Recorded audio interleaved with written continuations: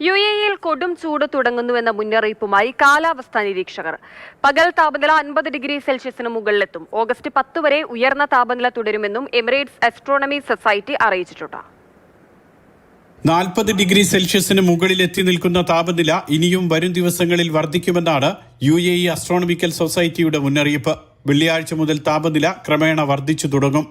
Arab മേഖലയിലെ കൊടും ചൂട് കാലമായ ജംറത്ത് അൽ ഖയൂദ് ജൂലൈ 3 തുടങ്ങുമെന്ന് ആസ്ട്രോണമിക്കൽ സൊസൈറ്റി ചെയർമാൻ ഇബ്രാഹിം അൽ ജർമാൻ അറിയിച്ചു. 40 ദിവസത്തോളമാണ് കൊടും ചൂടുകാലം നീണ്ടു നിൽക്കുക. അതുകൊണ്ട് തന്നെ ഓഗസ്റ്റ് 10 വരെയെങ്കിലും ഇതിന്റെ പ്രഭാവമുണ്ടാകും. അതിനുശേഷം ചൂടുണ്ടാകാമെങ്കിലും കാഠിന്യം കുറവായിരിക്കുമെന്നും എമിറേറ്റ്സ് ആസ്ട്രോണമി സൊസൈറ്റി അറിയിച്ചു. ഓഗസ്റ്റ് പകുതിയോടെ രാജ്യത്ത് ചൂട് കുറഞ്ഞു തുടങ്ങും. ഓഗസ്റ്റ് അവസാനത്തോടെ സുഹൈൽ നക്ഷത്രോദയം ഉണ്ടാകുമെന്നാണ് നിലവിലെ വിലയിരുത്തൽ. ഇതോടെ UAE ചൂടിൽ നിന്നും തണുപ്പിലേക്ക് മാറി തുടങ്ങും. സെപ്റ്റംബർ 22-നാണ് ഔദ്യോഗികമായി തണുപ്പുകാലം തുടങ്ങുക.